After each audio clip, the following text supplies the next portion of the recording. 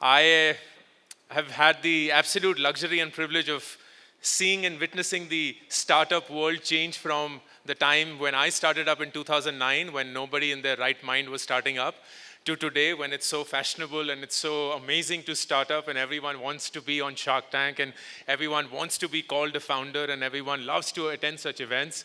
So it's a tectonic shift to what it used to be to what it is today. And what I wanted to do is spend time with all of you walking through what in my head is called the founder's mindset, which is a very flimsy term often thrown around. You don't have the founder's mindset or you need to have the founder's mindset. Nobody really talks about what the mindset is.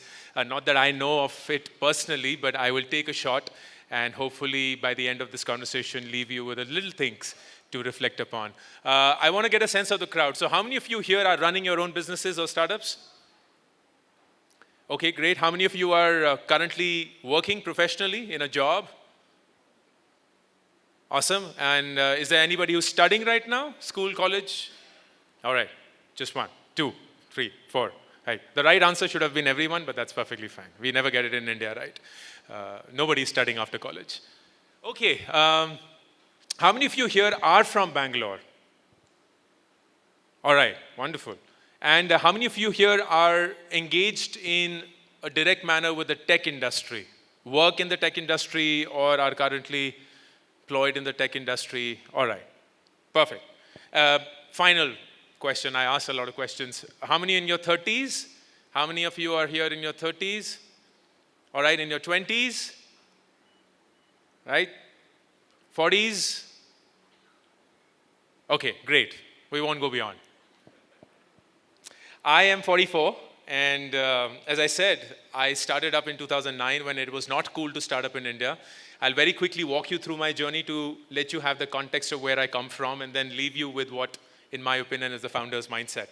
I grew up in Delhi, grew up in a very middle-class family. My dad is a sales and marketing professional in the pharma industry. Mom was a primary school teacher in a local school. I have a younger sister who's a professor in Delhi University. And we come, as I said, from a very humble background. There was nothing extraordinary about the family in any way. The usual middle-class curse of living in some sort of financial debt, living in some sort of aspirational to always break out of this middle-classness. And that was what my life was also about. And at least I have seen struggle very, very close, as I imagine most of you also have in your lives. And I never wanted to be doing what I'm doing right now. In fact, I had no idea that one could, of course, become an entrepreneur. Content creation to bahut hi dur ki baat hai. It didn't even exist back then. And my aspirations in life were to become a scientist. That's all I cared about. How many engineers in the house?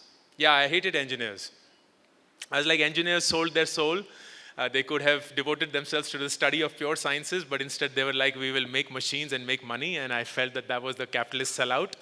And I wanted to become a PhD, do my doctoral, do it from the US, specialize in space sciences. I wanted to become a space scientist. And I took up science in class 11th and 12th, then went to Delhi University for my Bachelor's of Physics program. And then I went to the US to do my PhD. And that was on a 100% scholarship, which was frankly the only way we could have afforded it. And I was doing really well in that PhD program until it dawned upon me that that was not something that I enjoyed. I was really good at it, but I didn't enjoy it. And that was my first life lesson, which is that if you're good at something, it does not mean that you will end up enjoying it. You may be good at something, and what makes you happy, these could be two very different things in life. And that was certainly the case for me. So at the age of 24, I dropped out of my PhD and came back to India, started my life all over again. And a lot of my friends were like, if you're confused and you don't know what to do, you should do what most confused people do. Go get an MBA. And I did not know what the MBA program was while I had friends who had gone for an MBA program. And as luck would have it, I come across this rather young school. It's 5 years old. It's an insanely expensive program. But it was a one-year MBA program, which was the first time it was happening in India. And if I did make it to that program, my batchmates would be people with real work experience, people who had actually done shit in life. And that was very important for me because I had done nothing in life.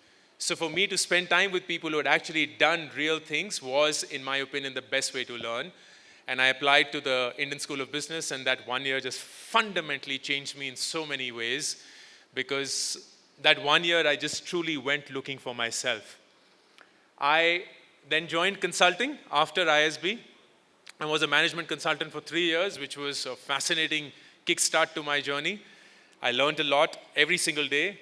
And then in 2009, after 3 years of consulting, I became an entrepreneur. And today we all know how to pronounce the word entrepreneur. There's a magazine, of course, by the name Entrepreneur. There are establishments. But back then, nobody knew the word entrepreneur, least of all know how to pronounce or spell it. Everything was about business and dhanda, which I wish didn't change because that's a different story altogether. 2009, the first startup that I did was a really cool startup. It was called secondshadi.com. And it was what the name suggests. It was a matrimonial website for remarriages. There were so many people who got married in India, so there were bound to be people who get divorced and widowed. And this was a platform for them to get married again. It was not my idea. It was not even my founder's idea. It was my founder's dad's idea. And I was worried for his dad for the longest time until I realized it was just an idea in his head. And he didn't mean to do anything about it seriously for his own. We started building several other websites. The one website that came out of our stable was Gaadi.com. It very quickly became one of India's largest car classified websites. And we got an opportunity to sell that very early in our lives, make a little bit of happy money. And there were 3 founders. All 3 of us then went our separate ways. And I was looking for the next thing to do. And I came across this young company called Groupon. And Groupon had just started in the US in 2008 in Chicago. And it was growing like crazy all across the world. They were looking for people to start the country offices across the world, India being one of them. And I got in touch with them. They liked me. I liked them. And the next thing I know, in 2011, I started the Groupon India business for Groupon. Did that for 4 years. And then in 2015, I pulled off what was a very rare event in startup community history. I bought the Groupon India business from Groupon. And I said, I want to make it into an independent entity because your hands are tied in US and Europe, which were 2 very large markets. But I believe that I can do a lot more sitting in India with full autonomy and control. So we partnered with Sequoia Capital, which is one of the world's most respected venture capital firms. And we bought the Groupon India business from Groupon, made that into an independent entity that became Nearby.com. And Nearby.com started with a completely new brand name, a completely new tech stack, a new business model. In 2017, Paytm came along. They made an investment in Nearby. We became a Paytm company. And then in 2019, we became profitable for the first time. We were doing about 6 crore of business at that point of time. We were profitable now. It was a fairly decent-sized startup, if you will. And I thought that the day we become profitable, I'll be like, take another 10 years of my life, and I want to devote everything that I have. And I felt exactly the opposite. I was like, my time's up. I have given about 8-9 years of my life building this. I have a wonderful team that I'm extremely proud of. I've built a culture that I'm extremely proud of as well. And I think this journey can be taken without me. So I stepped down as the CEO of my own startup and decided to take a 3 to 6 month break trying to figure out what I wanted to do next in life. In 2020, I was also turning 40, so it felt like a good time to take a pause and just see what the next decade of my life could be like. And as luck would have it, in the 3 to 6 months that I took a break, March 2020 happened. And I don't know how many of you remember, it'll be 5 years next month to March 2020. And it felt like COVID never happened, and it felt like COVID just happened, and we always swing between these 2 extremes. But the one thing that definitely left a strong impact on our lives was that everything we thought about life and everything that we thought about how to live life was thrown out of the window. And we had to reimagine ourselves and completely start from scratch in so many ways, and not just individuals, but also businesses. And that was true for me as well.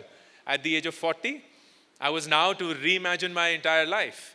And it felt like the same confused Ankur back at 24 when I had come back from India, from the US to India, not sure of what I wanted to do in life. And here I was at 40 with the responsibilities that I had and the experience that I had and the failures that I experienced and everything along with it, trying to imagine my life all over again. So today, at the age of 44, 45, I live a life that I love, absolutely love. Not that I've lived a life that I didn't love so far, but this is truly the life that I would have signed up for if it was someone else's life. I get to share my experiences online, and a lot of you would very warmly receive that. I typically create content for 18 to 30-year-olds, and it's mostly around personal finance, around career, around personal development. But that's a very small side of what I do, while it seems like that's what I do 24/7, but it occupies the least possible mental space in my life. The big part of what consumes me is my education startup that's called WebVeda. And the idea of WebVeda is to create an online school where the best quality education is given at affordable pricing in a technology fashion. Thank you. To as many students as we can. We are right now at about 430,000 students, and the courses that we offer are essentially courses that school and college should have, but unfortunately never does. So how do you manage your time? How do you manage your money? How do you manage your career? How do you communicate effectively? How do you think of startups? How do you think of side incomes? Everything that we all need in life, but somehow we only learn through the brute force of failing and learning, and not by an organized fashion. And I love what we do at WebVeda. It occupies, as I said, a large part of my mind space, but we run the business very, very differently from what peak Bengaluru is used to. We're not funded, and we have no intentions of raising money. It's not that I have put in any of my personal capital. It has been profitable from day one, and it is by design. We're a very low-cost structure. We're a fully remote team that is across the country. We are a fully async team. We never meet for any meetings. There are no organized hours. There is no office timing. There is no meeting to be at. There is no presentation to be ever made. Everyone's working independently. Everyone's working on their own, and it just comes together as part of technology. There are no ESOPs in the company. No one is going to ever become a millionaire. All that we do is just distribute profits, which is a rare thing in this startup ecosystem, but we love it. So 10% of the company's profits every quarter are redistributed back into the team. They get hard cash.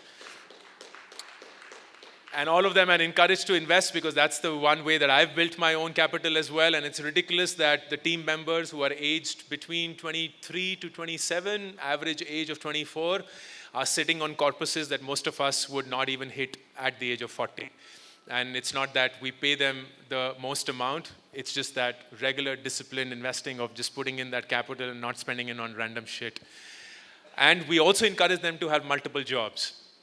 There is no competition in my head. There's nobody that they shouldn't be working with. It's just ridiculous how often companies want to guard and hold on to their territory. I don't know for what. But our mandate is, if you have only one job, you're a fool. In today's world, you ought to have multiple jobs. And if a company allows you to have multiple jobs, then you're the stupid one not wanting to go about doing it. And I wish most of you, if you're company owners, think about it that way. I genuinely believe that if you trust people and trust them right, the more experience that they gather by working with different people, the richer they will bring, and the more they will bring back to their roles respectively as well. And that's one thing that we thoroughly love. There is no office. We go for an offsite every quarter. We spend 4 or 5 days together and have a wonderful time.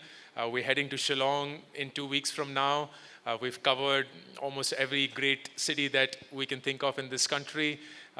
As we are a content creation business, whenever we hit cumulative 10 million followers, we go for an international offsite. We've only been on one so far. We're at 16 million right now. Our prediction is in another year, we'll go for another offsite, which will be international. And I pamper the team a lot. I love them. They are genuinely like my kids that I never had. They don't see it that way. They look at me differently, but it's just fun to see them grow as individuals. It's incredible how much ownership people have. Our entire, for example, one of my favorite stories in the team, our entire student support, which is 430,000 students, and these are all individuals who would have any sort of query whatsoever it is. We're also a 100% refund policy company. We don't hold on to any money. If you don't like the course, 100% of your money is back, no questions asked. So there's a lot of interaction that we keep getting from our students, and all of that is managed by a 20-year-old college student who's been working with us since she turned 18 or legal, and she's incredible. Single-handedly, she manages all of it, of course, through a lot of technology that comes in. Our biggest line item in the business is not people, it is technology. Our software bill is the biggest line expense in the business after marketing, and I wouldn't have it any other way. All of these I share with you not to, of course, suggest that I'm some cool person that you should be enamored by. I do it because there's one thing that life has taught me, that the world will always continue to prescribe what it thinks is the right thing for you. It will always continue to tell you what you should be doing in life, because that's the world's job. The world's job is not to tell you that you're unique. The world's job is to tell you that thousands of people have walked on a certain path and it has worked out for them. So the probability of you walking on the same path and it working out for you is higher. And guess what? The world is right. Because there was a time when becoming a doctor or an engineer or a CA or a lawyer was the most predictable way of securing your life. And if anyone want to Bollywood to become an actor or a singer, they most likely never made it. And anyone went on to start a media company, they most likely never made it. And if anyone went on to content creation, most likely they never made it. And that's why there is a law of averages that just constantly governs all of wisdom that the world has to offer. And we all fall for that trap. We fall for that trap because it's the easy choice to make. It's the predictable choice to make, and we have enough and more examples around us to tell us that, hey, things work out if we were to just follow these guardrails. But you also know deep within you that you are you, that nobody in the world has the exact same circumstances as you do, the same knowledge that you do, the same talents that you do, the same weaknesses and strengths that you are born with or have built over years, and that makes you unique. And I don't have to tell you that you're unique, you know that. Unfortunately, you do nothing about it. And the founder's mindset is to truly understand that every individual on earth is unique. And the worst thing that I can do is to hang out with people who are like myself. The worst thing that I can do is to hang around with people who are in the same forum, the same community, the same mindset as everyone else is. Go back to your first day of college, irrespective of how old you are. I'm sure you remember some bit of it. And we're always in a room like this. This is our orientation, and people are coming from all across the country. They look differently from you. They speak differently from you. They dress differently from you. They have a very different experience, a very different mental makeup from you. And within the first few hours, you are looking for people who are like you. People from the same city, people who look like us, who are from the same surname, from the same school, from the same department. We love to hang out with people who are like us. And I saw that when I went to ISB for my MBA. The first week itself, people had formed these groups. Engineers with engineers, mechanical with mechanical, chemical with chemical, IITians with IITians, NITs with NITs, CAs with CAs, CA first attempts with CA first attempts, Bombay with Bombay, South Bombay with South Bombay, Bangalore with Bangalore. It's just crazy how much people wanted to just hang around their folks. And I was like, isn't this the exact opposite of what you should be doing? Because somebody has painstakingly gathered 330 really different people from across the world, put them on a campus for the next 1 year, and you're going to spend time with the 5 people who are like you? How dumb are you? And how obsessed are you with your own thinking? But we don't realize that's who we've become. So the first thing that I'd encourage you to do, if you do care about the founder's mindset, is to spend time with people who are nothing like you. Nothing like you. So here's an example. I'm sure when you walked into this room this morning itself, and you scan the room, because that's what we invariably do, and we're looking for faces, and we're looking for similarities, and we're looking for some bit of connection, there were these 2 or 3 faces that you looked at, and you were like, nay, not my kinds, not the kind of people that I can hang out with, not my kinds who can I have a conversation with. You'd be in your head thinking, why are they here? Like, what do they bring to the table? You're just so dismissive, so judgmental, that you refuse to believe there's anything new that you can learn from somebody who is dramatically different from who you are. And they are the ones that you should be spending time with, because they know something about the world that you don't. They look at the world differently from how you do. How many of you here had humanities in class 11th and 12th? 1, 2, 3. Yeah. Since most of you are engineers, and I don't blame you, here's what you should know, which I hope you know. Your training is that the world is 0 or 1. Your training is that the world is a bit or a byte. Your training is that the world is black or white. Your training is that the world is right or wrong. There is decisiveness in your training. That's how an engineer operates. That's how the science way is. You have a problem, and there is a solution which proves or disproves the hypotheses that you have. There is always conclusion in the approach that you follow. That's your training. That's how you're raised from at least a process point of view. And the 2 or 3 odd people who had humanities in 11th and 12th and perhaps continue to pursue it thereon have had a very different training from you. Their entire training is that the world is not black and white. The world is not 0 and 1. The world is not right or wrong. The world is not true or false. The world is a shade of gray. It's a continuum. The same thing can be right in one context, and the exact same thing could be wrong in another context. It just depends on the context. And can you imagine how wildly different that way of looking at the world is from how most of you in this room are trained to think? And you don't even know that that is the way that you are trained to think. You may not continue to think that way, but your embedded knowledge is everything is decisive. There is right or wrong and decisiveness in your approach. And this makes all the difference. Just this one thing makes such a huge difference. That can you look at the same thing and say like, you know what? There's no conclusion to be made. I don't know the answer. The answer depends on when you look at it. Nobody of you would be caught saying this ever. Because that's not how you think. That's not how you behave. And now extend that to any shape and form that you encounter in life. You will always bring in your bias. And you have to have somebody who challenges that bias. That cannot be your inner self. It will be someone else's perspective that you have never had. So spend time with people who are nothing like you. Stop attending these. And not because you shouldn't, but it's the same cocoon. I'm just, like whenever I come to Bangalore, and there's nothing against Bangalore, but there's a little less of it in Gurgaon or in Delhi in general because there's so many other industries. But Bangalore is just, oh my God, it's just constantly smelling of the startup ecosystem. And you walk into the third wave coffee and people are judging you if you walk in with a Windows laptop. And it's like, oh my God, you didn't make it in life, like you have a Windows laptop? You don't even have a MacBook? How sad is that? But no, you can work hard, perhaps get to that point. And then if you don't have an iPhone, then God bless you, because who doesn't have an iPhone? When the gentleman here asked this question, and so many of you just raised that, and you're almost embarrassed. You're like, okay, my job in life is to grow out of my Android.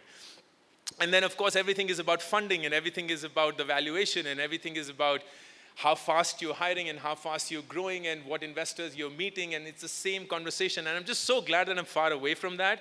As much as I love being an entrepreneur, I don't love hanging out with entrepreneurs anymore because they're constantly saying the same things as there's nothing else that consumes it.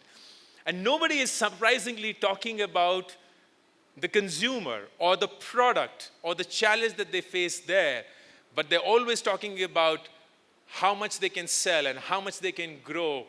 And all of those are wonderful conversations to have, but shouldn't be the only conversations you have.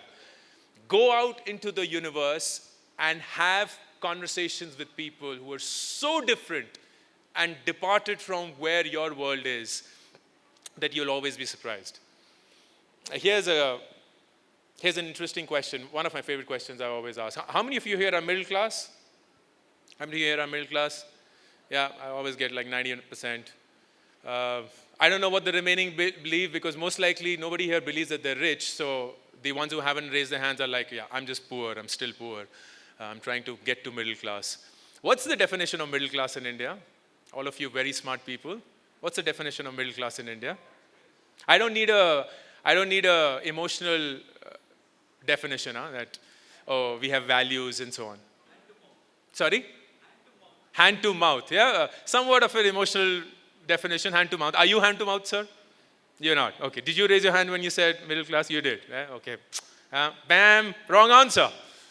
Great. Any other answers? Sorry? Taxpayer. Taxpayers are middle class? Okay. Great. Anyone else? So Mukesh Ambani doesn't pay taxes? Does Mukesh Ambani pay taxes or not? Uh, I'm assuming he does. I haven't checked his ITR, but I do. I'm sure lots of billionaires pay taxes. Any other definition? Yes? Okay. 10 to 12 lakhs per annum is middle class. All right. Anybody else? So now we're getting closer. It's an economic definition now. I'd love to stick to that. It's a mindset. Yeah. Wrong answer. We'd all love to believe it's a mindset. People who sandwich between the rich and poor. Are you, sir, sandwiched between the rich and poor? Is your life hard? Yeah? Okay. I'm going to break your illusion today, by the way, sir. You will hate me for it. But I'm going to convince you that you're rich as fuck. You just don't know it. Okay. So if you had to have an economic definition, like an objective definition, let's say you're somebody from the ministry and you're supposed to create a middle class definition, you will not be driven by emotional definitions of value or hand to mouth and so on. Well, all of them may be true to a great extent. But you need an economic definition. The economic definition of middle class in India is anybody who's earning 10 to 12,000 rupees a month. Not lakhs per year, but somebody who's earning 10 to 12,000 rupees a month is middle class in India, somewhere near the 600 to 700 million population number. That is where middle class is. So the Uber and Ola driver who brought you to this place is middle class, not you. You think you're middle class because you'd like to believe that you are, but just the fact that you earn maybe upwards of 10 lakhs a year puts you in the top 10% of this country. If you earn more than 30 lakhs a year, you're in the top 1% of this country. This is how twisted our definition of who we are is. So if I were to ask you to hang out with middle class India, who will you end up hanging out with? All of you. Because this for you is middle class. But the truth is, middle class is actually the one that you're buying your vegetables from. The one who actually delivers your Blinkit and Zepto, that's middle class. Because they on an average earn between 10 to 20, maybe 25,000 rupees, making them also slightly upper middle class. While most of us are just rich. Just because we look at Mukesh Ambani's wedding and compare our life with theirs doesn't make us poor. It's an absolute amount. You're rich because there are so many things that you take for granted that you will not even have anybody outside of this fancy hotel see for even a second. And this is the founder's mindset. The founder's mindset does not drug themselves into believing that they are a certain thing that they're not. The founder's mindset will always be objectively thinking, who am I? What's my role? Where am I in this order of things? And how does that make a difference to what is it that I'm supposed to do? There's one more thing that the founder almost always believes in. And that is the definition of comfort. It's a very interesting definition. We all work very hard in life to get to a certain point where life becomes comfortable for us, physically comfortable. There are comforts in so many ways. You're in this wonderful hotel, it's comfortable. You're drinking bottled water, that's comfortable. You'll be driving back to your town, your home, your office, that's comfortable. You're not subjected to, in so many ways, any level of physical grave damage or risk on a day-to-day basis. Unfortunately, what begins to happen is we begin to extend this physical comfort to intellectual comfort. And we start seeking intellectual comfort. And intellectual comfort is when you don't want to challenge yourself at all. When you are absolutely wonderfully cushioned where you are and you love that space. So one of my favorite questions during an interview is, how many years of experience do you have? And people will reply, 5 years of experience. Great. Is that 5 years of experience or is that 1 year of experience done 5 times? Because that's a huge difference. If you're just replicating what you know and doing it because you're so good at it that you can send an email and get the work done, pick up the phone, get the work done, walk up to someone, get the work done. You are, yes, going to get promoted and you'll have a wonderful life, but you've stopped growing. You've stopped intellectually challenging yourself in any capacity at all. And the founder's mindset does not bode well with that. The founder's mindset is constantly asking, what is the thing that I can do that will intellectually push me to the extent that I'm scared I will lose, and yet I will play those odds because if I win, it will change my orbit forever. And I want to play those odds. And thank you. And that is very rare to find. It is extremely rare to find because it's very easy for people to just settle. It's so comfortable. It is so addictive. It is so seductive to just settle. And then we have these wonderful excuses that I have responsibilities, that you don't know my life, that I'm stuck, that I can't just walk out of something that I've spent so many years building just because I think it's not going to work out.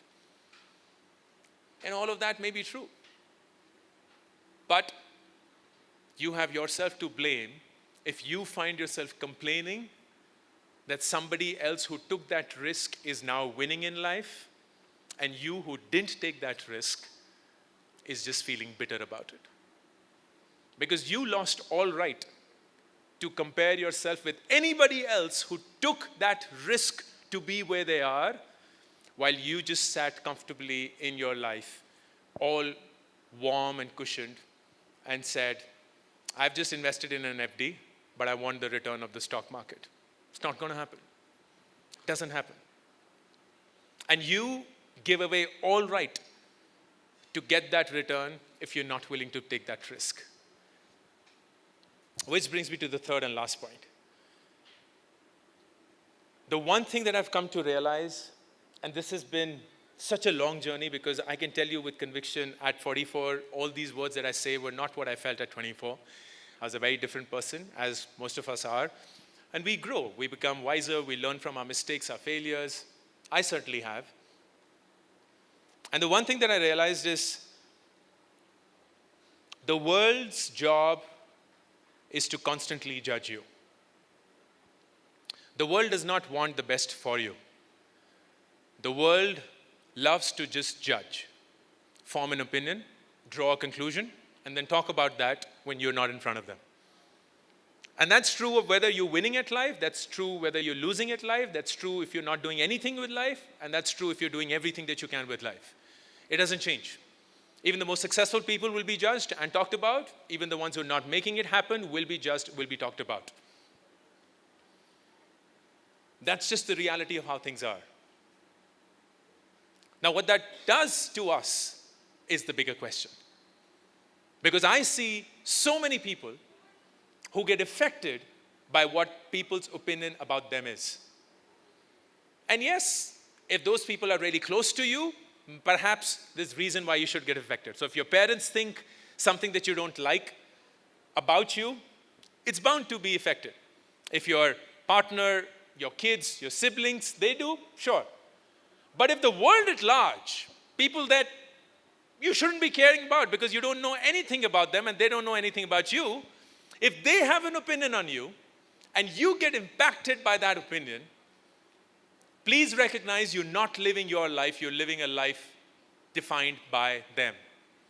Because if you're scared of what people think of you, you will end up doing what the world asks you to do. If you're scared of what the world thinks of you, you will end up doing what the world asks of you. There are no two ways about it. And the founder, the true founder, doesn't care two F's about what the world thinks. That's what makes them the founder. They are unpopular for the longest time till they become popular. And they are willing to go through those really long, intense periods of not being loved, not being liked, not being understood, because in their head, they have committed themselves to a journey that they believe in, and nothing shakes them up. But the ones who are not, the ones who would like to be called a founder, but in their heart they're not, will crumble at the first excuse. Because the world will call them out and be like, bro, you've not raised money? Like, you're doing so well and you're not pitching, you're bootstrapping? Why are you so slow? Like, look at your competition. They're growing so fast. They're burning through the money, but who cares? And if they have the ability to still say, no, I think I know what I'm doing and I want to do it this way, they will sleep peacefully at night. But the ones who will constantly be biting into what the world wants from them will never feel that they're living their life. And all of that may seem great. While you're living here, you'll get those awards, you'll get all of that recognition, you'll get all of that magazine cover photographs and so on. But very quickly, at some point of time, when life becomes real and you recognize what it truly stands for, you will just be filled with so much regret that there's no turning back. Because there's one thing that cannot be solved for in this world, and that's regret. Everything else, to a great extent, can be. There's no solution for regret. Because regret relies on the past that you can't change. So the only thing you would want to do is to lead a life with minimal regrets so that at your deathbed, you just feel that you lived a life on your own terms and not on someone else's.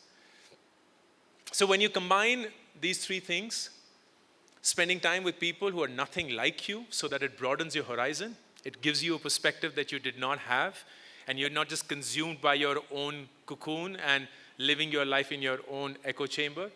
You do it in a manner that you never get intellectually comfortable. You never find your mind rusting. And you don't care whether you win or not, but what you care about is being a student all your life. And you do it in a manner that you know for a fact that the world's job is to form an opinion on you, whether you do the right thing or the wrong one.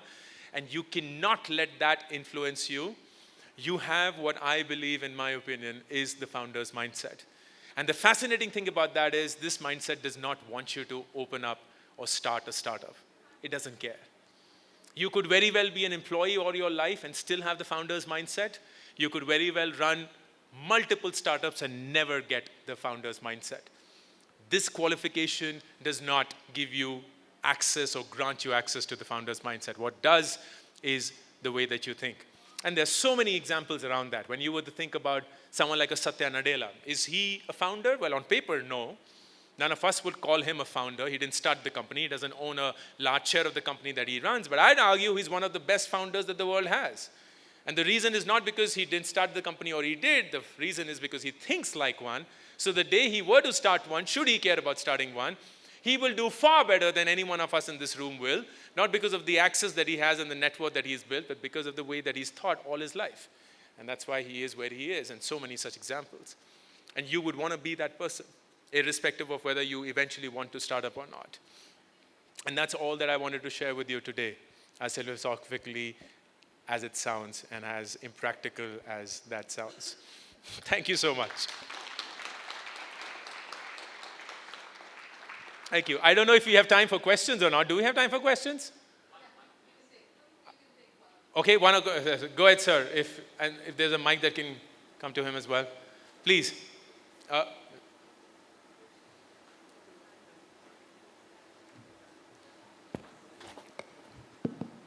Welcome to Bengaluru the second time. The other day when I saw you, goosebumps came. Today also goosebumps coming. I don't know why I married Gujarati. I met in Silkboard traffic, road traffic. Same day, night, she told me, why don't we solve this traffic? Fast forward 12 years. Today, I am solving for 18 countries, traffic jumps we are providing. Why I am telling this is proactive action. Thank you. Okay, no problem. 12 babies, 10 flops and 2 success. And Ankur Warikoo the other day posted 4.5 crores royalty without writing any book.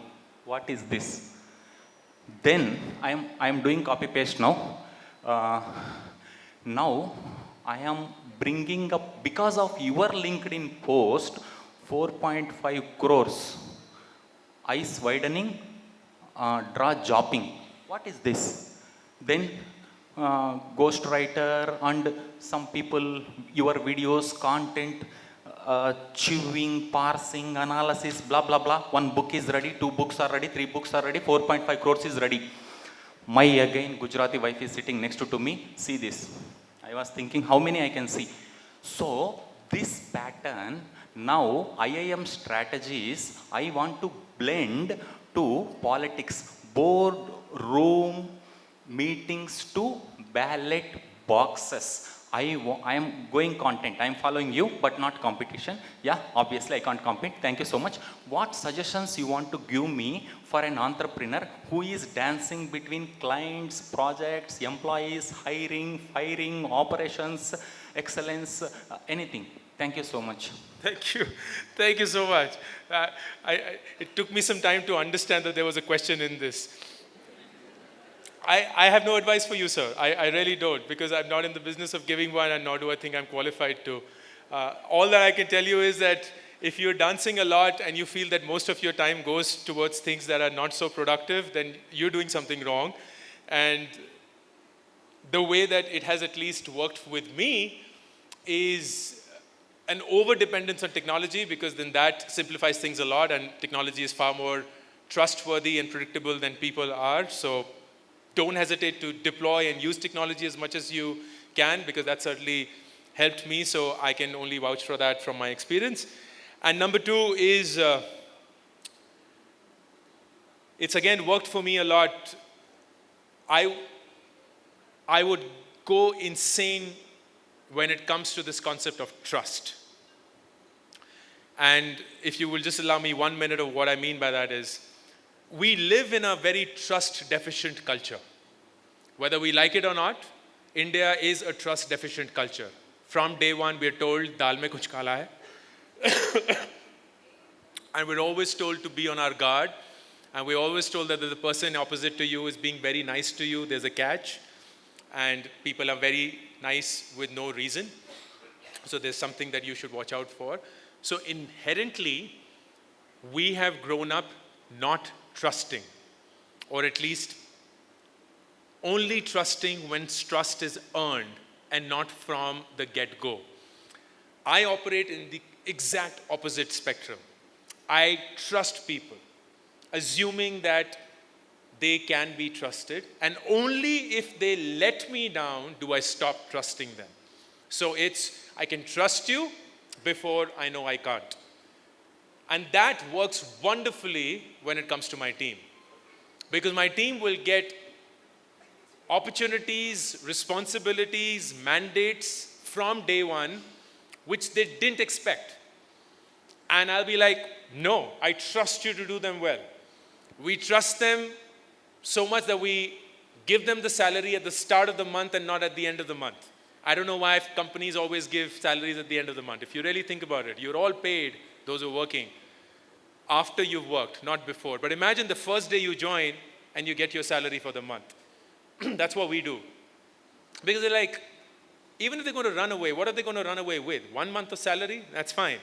But if they experience what trust truly means in their conduct, they might become someone completely different from who we expected them to be, and that's turned out to be the case almost always. So I don't know how to solve the problem, but I can tell you that two things, technology and trust, have worked really well for me, and if you were to try that, perhaps works for you as well. Can we take one more question? If we have time. One short, crisp question. All right, Last so one. Ritu's like, yeah, one question. Yes. Let's go and can we have the lady here, the mic? Yes, perfect. Last question, I promise you.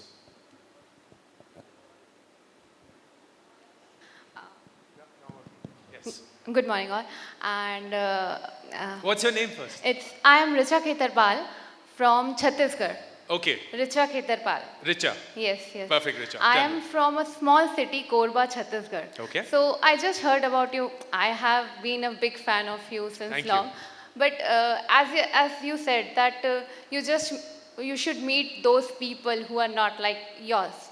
Okay. So I am getting issues with this because I am from a city. I'm getting too many different kind of people.